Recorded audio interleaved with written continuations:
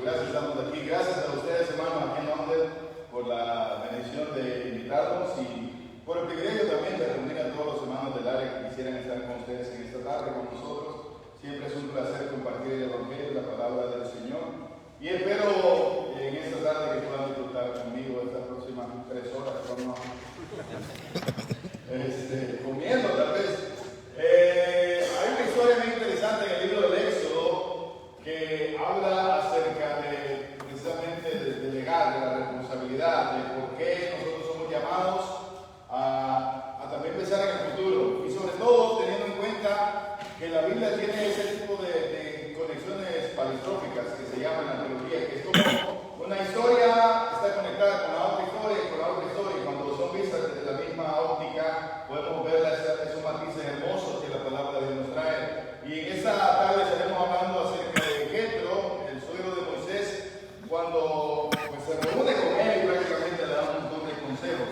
Una de las cosas que me llama la atención es que dice la Escritura, cuando se da la rebelión de Miriam y de Aarón, que ellos dicen: a nosotros también nos habla Dios, no eres tan especial. Le dice el Señor: un momentito, le dice, a Moisés yo le hablo cara a cara, pero a usted le hablo en visiones, en sueños y de otra manera, de manera indirecta.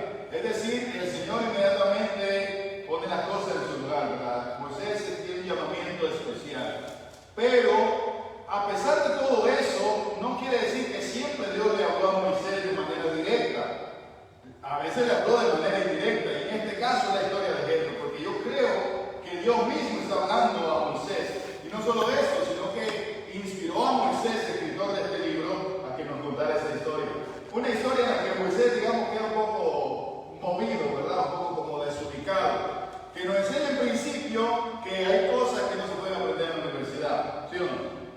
Hay cosas que solo se pueden aprender con los años. Solo se puede aprender a medida que usted se hace viejo. Así que, aunque la juventud trae mucha energía, mucha fortaleza, Moisés era un hombre llamado por Dios a servirlo, a guiar al pueblo, pero no había aprendido a delegar. No había aprendido a administrarse. Y no había aprendido, a pesar de toda su educación en Egipto, porque es lo que nos dice el libro de Hebreos, ¿verdad? Que fue educado también en Hechos, Esteban, con la ciencia y el conocimiento de los egipcios. Algo que José hacía muy bien, Moisés no le quedaba muy bien, ¿verdad? Echarse toda la carga encima del pueblo, porque él sentía que si no lo hacía personalmente, no iba a quedar bien hecho. ¿Cuánto les ha pasado, verdad? Yo sé, hermano, que cuando uno delega, está corriendo el riesgo de que las cosas no queden igual, ¿sí o no? Y no van a quedar igual, nadie lo va a hacer como tú, ni de buenas como tú las haces, pero el futuro requiere de que nosotros aprendamos a soltar la batuta, a entregar la batuta y entender que si nuestra sabiduría se pierde con nosotros, habrá sido en vano. ¿A quién le darás tú la sabiduría que Dios te ha dado? Dice en el capítulo 18 de Éxodo: oyó Jetro, sacerdote de Madián, suegro de Moisés, todas las cosas que Dios había hecho con Moisés y con Israel y su pueblo, y cómo Jehová había sacado de Israel de Egipto. Entonces tomó Jetro, su suegro, el suegro de Moisés, a Séfora, la mujer de Moisés, y después que él le envió, y con sus hijos, el uno se llamaba Gersón, porque dijo: forastero he sido en tierra ajena, y el otro se llamaba Eliezer, porque dijo: el Dios de mi padre me ayudó y me libró de la espada de Faraón. Cuando Jetro, el suegro de Moisés, llegó con los hijos y la mujer de este junto al monte de Dios en el desierto donde estaban acampando, Moisés le dijo: yo, tu suegro Jetro, vengo a ti con tu mujer y con tus 2 hijos. Y salió a recibir su suegro y se inclinó y lo besó, y se preguntaron el otro y el otro cómo estaban las cosas, y entraron a la tienda. Y Moisés contó a su suegro todas las cosas que Jehová había hecho al faraón y a los egipcios por el amor de Israel, todo el trabajo que habían pasado en el camino y cómo ellos habían sido librados. En primer lugar, la sabiduría de Jetro le dice: hey, ¿cómo ya me dejaste a la muchacha ahí tantos meses, sí o no? Porque no es bueno que el hombre esté solo. Imagínense un siervo del Señor sin su familia al lado. Por muy difícil, riesgosa que la empresa sea, Dios quiere y espera que nosotros tengamos a la familia al lado, ¿sí o no? No se le prende el tornillo a Moisés, al que se le prende el tornillo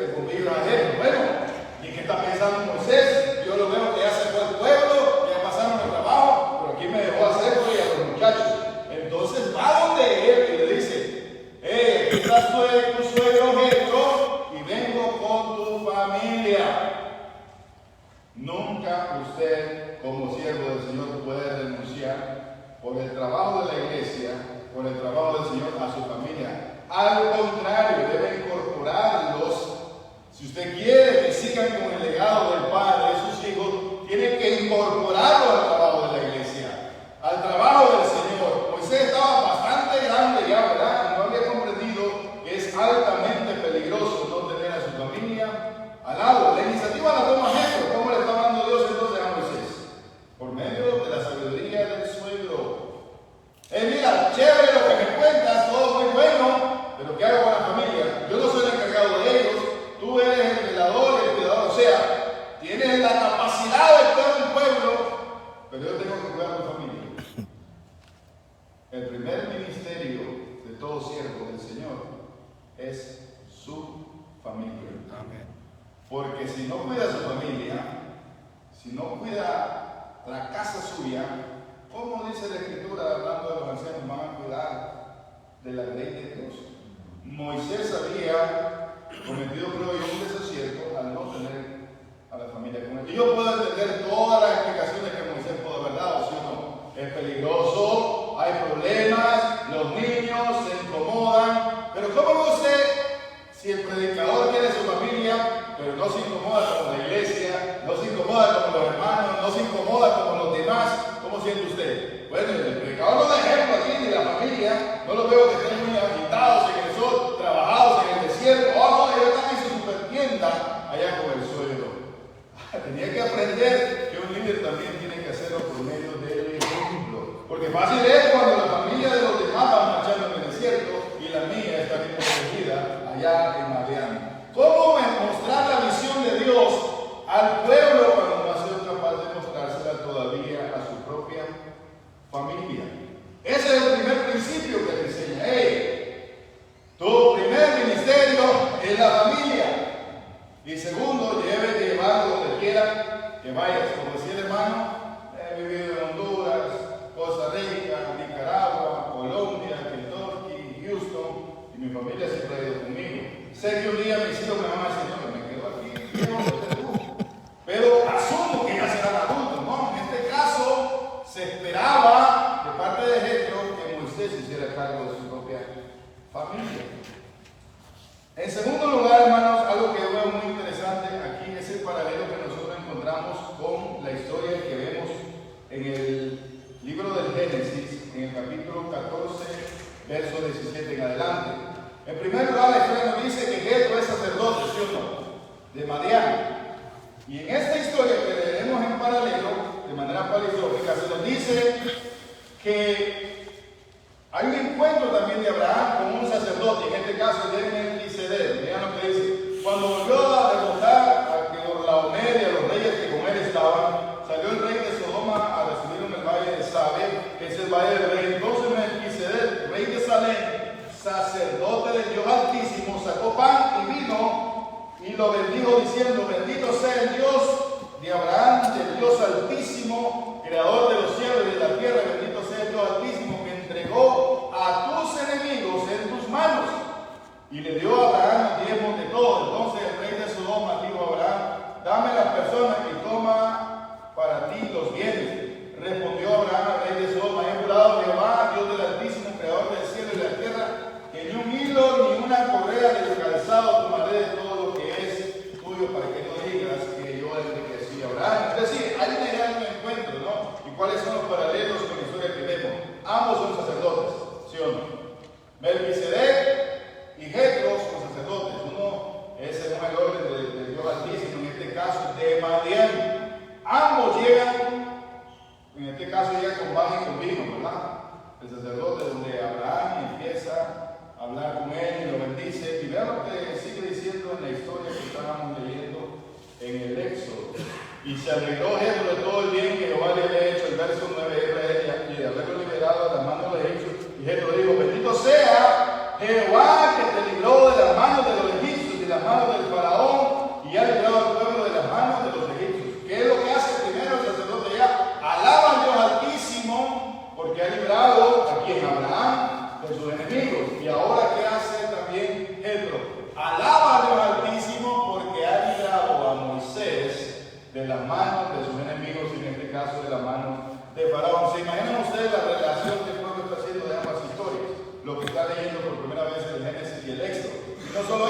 conexiones que el pueblo está haciendo acerca de los vituperios, sufrimientos que había tenido Abraham y los vituperios y sufrimientos que ahora ellos han tenido. No sé si ustedes se acuerdan el nombre del siervo de Abraham que estaba en su casa. ¿Cómo se llamaba? Eliezer. ¿Sí o no? Y significa Dios es mi ayudador. Uno de los hijos de Moisés le puso por nombre, ¿cuál es? Eliezer también, que significa porque Dios me ha ayudado en todo tiempo. El análisis es sencillo. Ningún ministerio, ningún trabajo en la iglesia del Señor prosperará si Dios no es tu ayudador.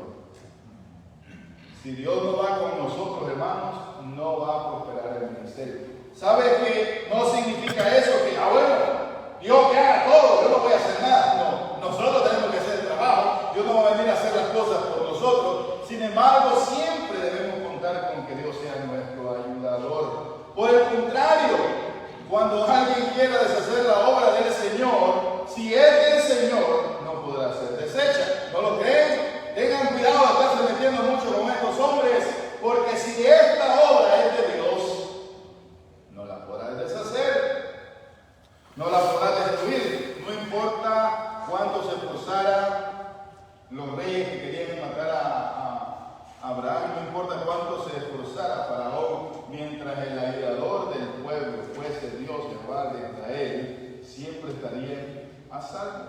Ahora, mi primer llamado es cuidar a mi familia. Segundo es entender, ¿verdad?, cómo delegar, pero sobre todo saber que ningún paso puedo hacer si Dios no está de nuestro lado. De hecho, el mismo Moisés dice: hey, basta ya, mándame aquí mismo. Si tú no vas a ir con nosotros, mejor quítame la vida. Es decir, había un temor reverente en el corazón de Moisés que decía: yo no me atrevo a moverme si no es por la voluntad del Señor. ¿Quiere que Dios prospere tu ministerio? ¿Se trata entonces solamente del ingenio humano o de la bendición y de la provisión del Señor, que estaba de alguna manera diciéndole a Abraham: mi presencia siempre será tu ayuda? Y diciéndole a Moisés: mi presencia siempre será tu ayuda. Cada vez que cuando sentían aquel calor terrible, ¿verdad?, miraban aquella nube, la presencia del Señor estaba con nosotros. En las noches frías del desierto miraban aquel fuego, está la presencia del Señor con nosotros. ¿Cómo podríamos nosotros emprender cualquier ministerio si no ponemos esto en oración en las manos del Señor? No podrá realizarse si no cuenta con la protección del Señor. Los enemigos de la iglesia son poderosos. Si Faraón era poderoso, nuestro enemigo es más poderoso. ¿Con quiénes peleamos nosotros? Ojalá que no entre los hermanos, ¿verdad? Nadie que me cae mal ese esto. Ojalá no entre nosotros. Peleamos contra las huestes espirituales de maldad en las regiones celestes. Un profesor ahí en Max decía: yo ya tuve una batalla con el mero mero, decía él. Y yo decía: ¿cómo sabe que tuve una batalla con el mero mero? Y segundo, yo no creo que él hubiera aguantado un medio segundo al mero mero. Es más, ninguno de nosotros podría, ¿sí o no? Es más inteligente, más rápido, más potente, más poderoso, más mañoso y más viejo que nosotros.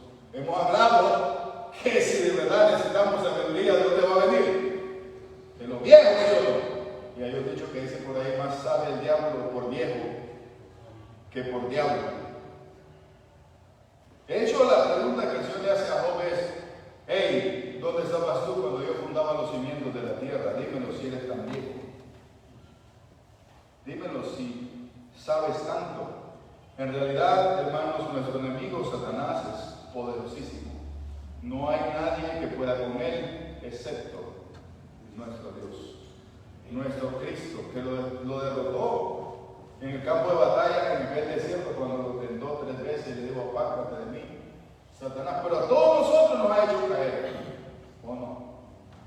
Porque la paga del pecado es la muerte, y la dádiva de Dios es eterna en Cristo Jesús. Por cuando todos pecaron, están destituidos de la gloria de Dios. Entonces, cuando el profesor decía: yo tuve una batalla con el mero mero, bueno, quién sabe cómo habrá salido, a menos que él tenga en cuenta que Jehová es su ayudador. Si Jehová es nuestro ayudador, a eso sí, hermano, 10 rounds, 20 rounds, lo que sea, ¿verdad? Como digo el Canelo: tráigame a Navidad hoy, que acabo de pelear con uno, quiero pelear con el otro. Podemos aguantar todos los rounds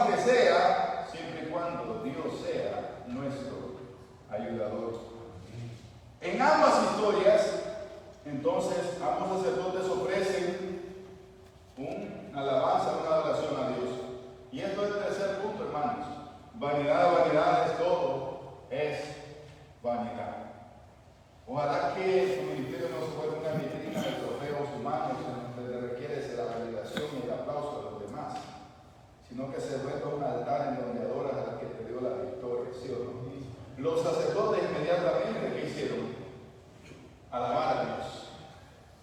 Todo lo que nosotros hacemos es por la gracia del Señor. ¿Qué tienes que no hayas recibido y por qué te glorías como si no lo hubieses recibido? De verdad, hermanos, toda victoria es por la gracia del Señor. Dice que Él nos lleva de triunfo en triunfo. No dice fracaso en fracaso, dice de victoria en victoria, en triunfo, porque en Cristo somos más que vencedores por medio de aquel que nos llamó. Reconocer, hermanos, esto no solamente es un deber cristiano, sino es un acto de humildad. Toda la victoria que la iglesia ha tenido en Houston ha sido por la gracia y la misericordia del Señor. Por tanto, haremos un altar para nuestro Señor en reconocimiento de que es el único que merece toda la honra, la gloria y la alabanza. Moisés está aprendiendo, ¿verdad? Ya tiene claro. Mira, incluso a Abraham se le dio los diezmos a Melquisedec. Moisés está aprendiendo no solamente de las historias del pasado que Dios ya le ha revelado, sino de sus propias experiencias de cómo deben hacerse las cosas.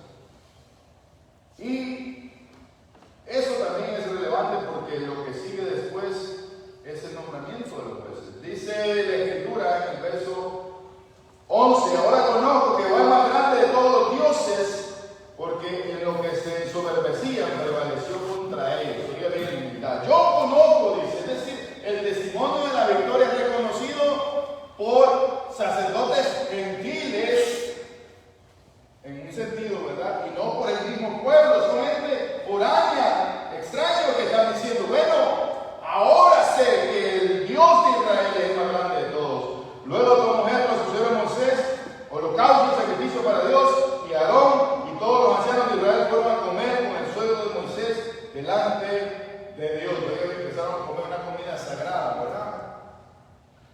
Aconteció que al día siguiente, y no le escapaba una al viejito, ¿verdad? Era un león, era una bestia. Ya miraba rápido el problema. Al día siguiente se sentó Moisés a juzgar al pueblo, y el pueblo estuvo delante de Moisés desde la mañana hasta la tarde. Al ver el suegro de Moisés todo lo que él hacía por el pueblo, le preguntó: ¿qué es esto que haces tú con el pueblo? ¿Por qué te sientas tú solo mientras todo el pueblo permanece delante de ti desde la mañana hasta la tarde? Moisés respondió a su suegro, sentido de importancia, ¿verdad? Porque el pueblo viene a mí para consultar a Dios. Es que mire, si yo no estoy, el pueblo no se siente bien. Si hay un testigo ahí para darle la atención, los sacerdotes le enseñan a adorar a Dios y dicen, es que el pueblo viene a mí. Y usted, hermano predicador, porque hace todo, es que el pueblo viene a mí, la iglesia viene a mí. A ver, no es que vienen a Dios, no es que vienen buscando al Altísimo, no vienen por ti. Vienen a escuchar palabra de Dios, no palabra de Luis. Ustedes no han venido por mí, yo soy mortal. ¿Qué haces aquí con esto? Es pobre gente todo el día, hermano. Parecía la fila que cuando le van a pagar a uno el seguro social en nuestro país, ¿verdad? Tiene que estar uno el viejito en la silla de ruedas, Dios mío, para que me pague. No le puede depositar directo. ¿Por qué? Quiere ejercer dominio a veces sobre la gente, porque no le depositan y ya. No, haga la fila. Y después tras que lo maltratan, ¿verdad? Los viejitos. El pueblo viene a mí. ¿Qué es esto que estás haciendo, hombre? Estás llevándote una carga que no puedes llevar, no por lo menos de manera indefinida. ¿Te imagina usted la céfora en la casa, hermano? ¿A qué hora viene Moisés? ¿A qué hora viene Moisés? Si yo me demoro media hora, ya vamos a empezar los tres por aquí más, hermano. ¿Y dónde está? ¿A qué hora viene? ¿Por qué? Todo el día en la calle, ¿qué mujer aguanta eso, hermano? Eso no es sabiduría del Señor. Hermano, yo me sacrifico por la obra todo el día. ¿Y los hijos qué? ¿Y la familia qué? ¿Y el pueblo qué? Porque si para que atiendas a miles y miles y miles de gente, imagínense, eso no era un día, era todos los días llegar al pueblo. ¿Qué te me robó? ¿Un cordero?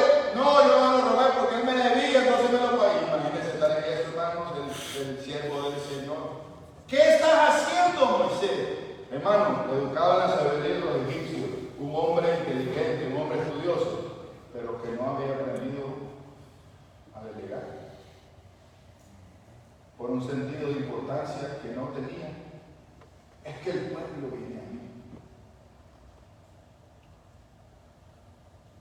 Entonces el Señor de Moisés le dijo, no está bien lo que haces. Yo creo que las intenciones de Moisés eran buenas, ¿no creen ustedes? Yo no veo malicia en Moisés, necesariamente. Un sentido de importancia un poco quizá exacerbado. Pero le dice claramente a su suegro en su sabiduría, o la que Dios le ha dado por medio de los años y las canas, que no se pueden comprar con títulos universitarios, sino con la experiencia, con la vida. Por eso nunca deseche el consejo de un viejo, porque lo que sabe lo ha ensayado, se ha equivocado, lo ha aprendido con dolor y lo ha vuelto a corregir, y se ha equivocado y lo ha ensayado así una y otra vez hasta que encontró la fórmula. Siendo Jetro sacerdote, posiblemente a él llegaban muchas personas también, ¿sí o no? Bendígame, ayúdenme, hágame eso, hágame lo otro, esto y lo demás. Y posiblemente también tenía ese mismo sentimiento de importancia en él. Oh, el pueblo viene a mí. Pero los sabios le habían enseñado que era necesario, por el bien de su salud, por el bien de su familia y por el bien del pueblo mismo, que debía pedir ayuda. Ustedes a mí todos los que estáis trabajados y cargados, y os haré descansar, porque mi yugo es fácil y ligera mi carga. Pero ¿quién complica entonces la carga si la carga del Señor es ligera? Nos la complicamos nosotros. ¿Y para qué lleva usted esa gran piedra ahí? Que el pueblo viene a mí y no la puede cargar otro. No, solo yo. No está bien lo que hace. Desfallecerás del todo tú y también este pueblo que está contigo, porque el trabajo es demasiado pesado para ti y no podrás hacerlo tú solo. Oye ahora mi voz y te aconsejaré, y Dios estará contigo. Preséntate tú por el pueblo delante de Dios y somete tú los asuntos a Dios, enséñales los preceptos y las leyes y muéstrales el camino por donde deben andar y qué es lo que han de hacer. Además, escoge tú entre todo el pueblo hombres virtuosos, temerosos de Dios, hombres veraces, que aborrezcan la avaricia, y ponlos sobre el pueblo como jueces de 1000, de 100, de 50 y de 10. Escúchame, hombre, te vas a morir ahí cargando todo el peso tú solo. Es que tengo que cantar. Había una hermana en Honduras, dice, primera oración, hermano Reinaldo, segunda oración, hermano Reinaldo, canto al hermano Reinaldo, la predica del hermano Reinaldo, los anuncios del hermano Reinaldo, la cena del Señor del hermano Reinaldo. ¿Por qué? Porque no tenía en quién descansar la carga. Y creo, hermanos, que el llamado para todos nosotros, por Sion, nosotros como congregación llevamos nuestras propias cargas. Pero ¿puede un hombre solo con eso? Son llamados también a la cohesión, a la unidad, ¿sí o no? En las conferencias, en las confraternidades, en lo que estamos haciendo, ¿puede una sola congregación con todo? ¿O nos podemos dar el lujo de desechar a algunos y otros no? ¿O es necesario que nos unamos y que tomemos responsabilidad sobre los 1000, sobre los 100, sobre los 50, sobre los 10, según la capacidad que Dios nos ha dado, y decir, Señor, yo acepto este llamado, quiero ser un hombre virtuoso, temeroso, aborrezco el soborno y voy a trabajar sobre 10, sobre 5, sobre lo que tú me des. Pero no podemos dejar el trabajo solo a los predicadores, o a los ancianos, o a los diáconos. Tenemos que equilibrar las cargas los unos de los otros. ¿A quién enviaré? Como el Señor en Isaías, ¿y quién irá por nosotros? ¿No les parece que muy frecuentemente el primero que llega es el líder y el último que se va es el líder? ¿Por qué? Porque no hay quien cierre, porque no hay quien apague las luces, porque no hay quien lave la loza. ¿No les parece que muy frecuentemente los que evangelizan son 1, 2 o 3? Porque es el trabajo del ministro, para eso le pagan. Y uno va a ver el sueldo del ministro y dice, pues no alcanza hasta para eso. Porque, hermanos, necesitamos que todos tomemos la responsabilidad. No es solo un llamado para Moisés, era un llamado para todos los hombres virtuosos del pueblo de Israel a hacer la obra. Y le dice, enséñales el camino y lo que han de hacer. Pero una vez que le enseñen, déjalo que lo hagan, que se equivoquen, que aprendan, que corrijan, que crezcan y que a su vez enseñen a otros lo que has oído de mí ante muchos testigos. También enseña a otros, le dice Pablo a Timoteo.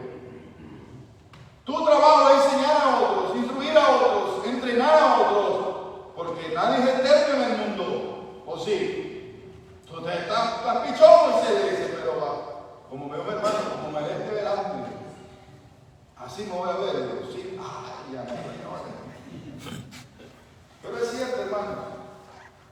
¿O acaso alguien puede resistir al implacable del tiempo?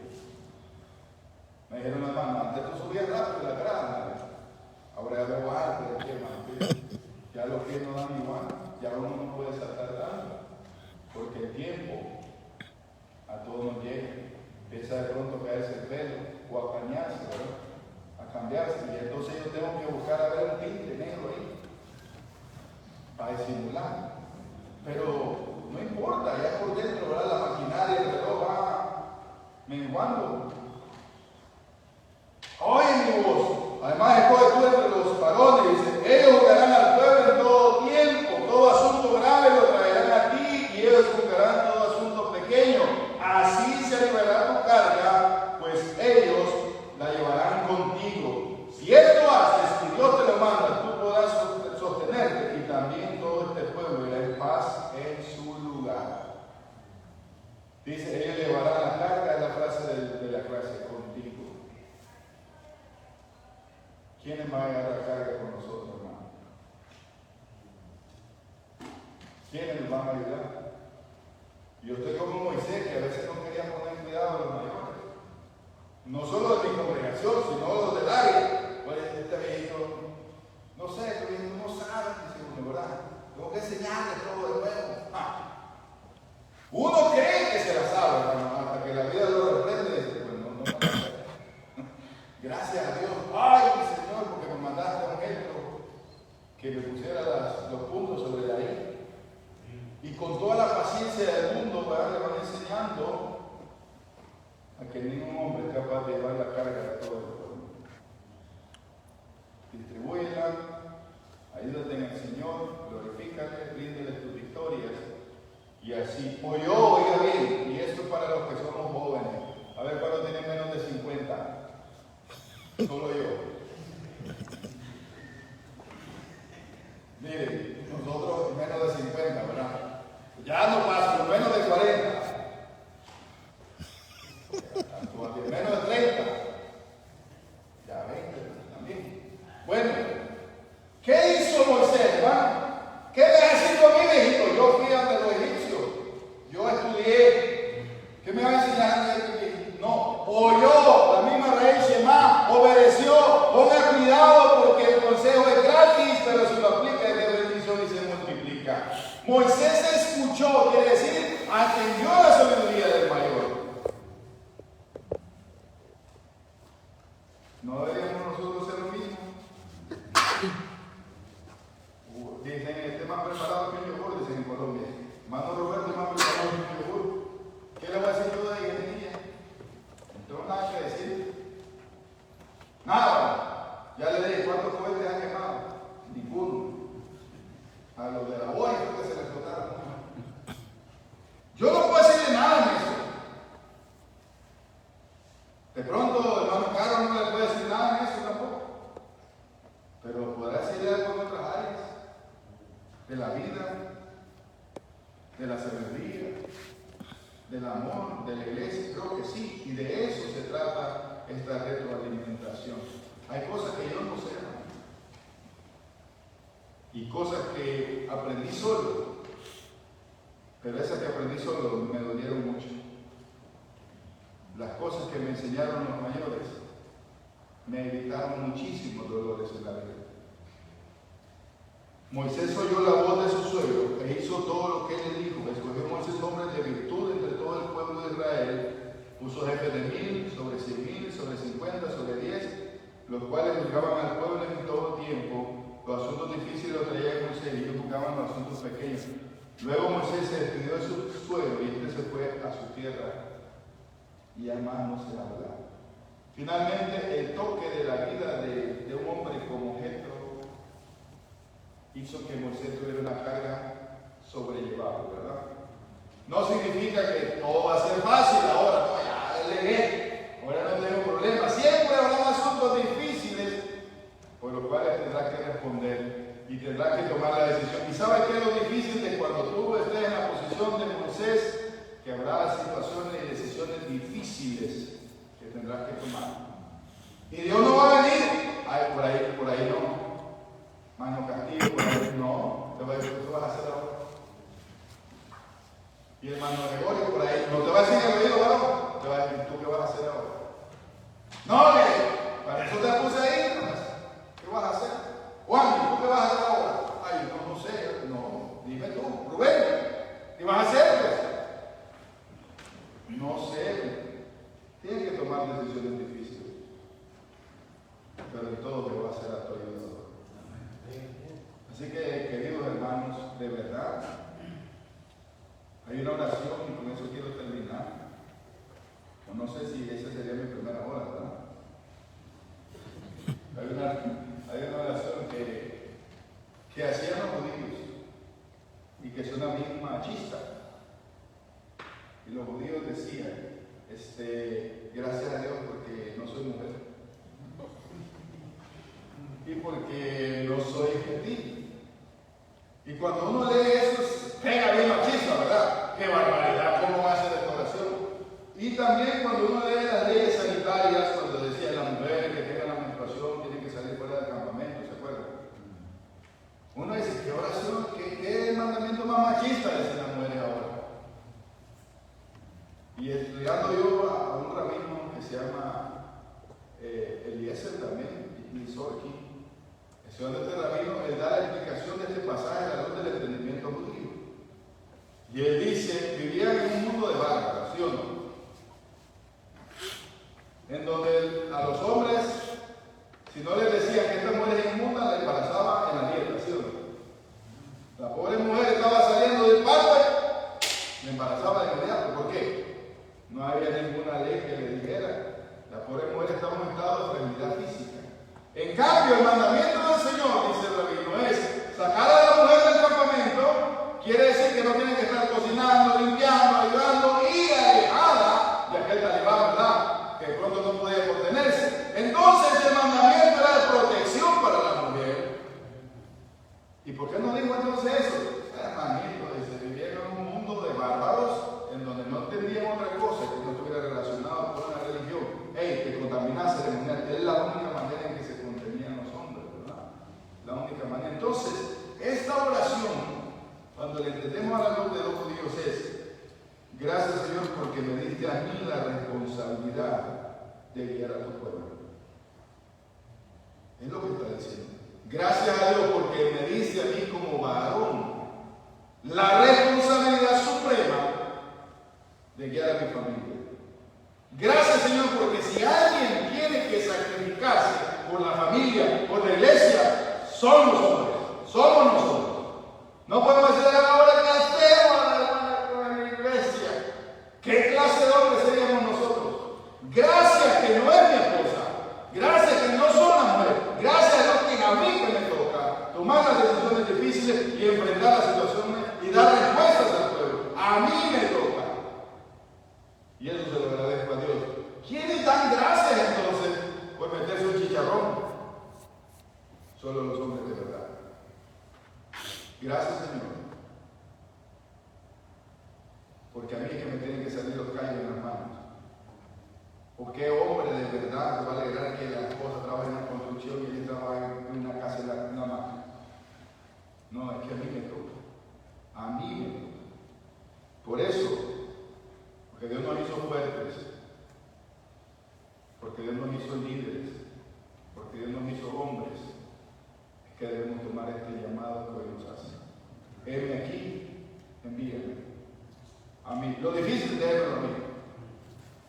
Aunque ande estresado, ¿verdad? O va a decirle a la esposa, yo no sé cómo pagar ahora el bill de la luz. Usted no le puede decir eso. Ahora que hago, no puedo pagar la casa. ¿Cómo le va a decir eso? Usted es el hombre, usted resuelve. Por muy machista que esto suene, en definitiva, es la responsabilidad que mi Dios nos ha entregado. No la dejen, no la boten, no la abandonen, porque al final usted y yo daremos cuenta al Señor por lo que hicimos o por lo que no hicimos. ¿Quiénes están con nosotros, hermano? Se acercan a conferencias, ¿verdad? Necesitamos vigilancia, necesitamos primero auxilio, necesitamos ayuda de todos lados. Cada uno con su congregación, hermano, apúntese, anótese. Porque el que está predicando de un lado difícil que esté ya vigilando la puerta, ¿verdad? El que está vigilando la puerta, yo no creo que esté cocinando en ese momento. Se nos quema la comida, ¿verdad? Está predicando el varón que está poniendo los frijoles. No comimos, comemos frijoles o comemos Biblia. Tiene alguien que hacer ese trabajo, ¿sí o no? Hermano, y se nos olvidó el aire ahora como avance. No se puede, hermano. Alguien tiene que hacerlo. Pero uno solo no es capaz. Yo les digo a mis hermanos, si saben contar, no practican.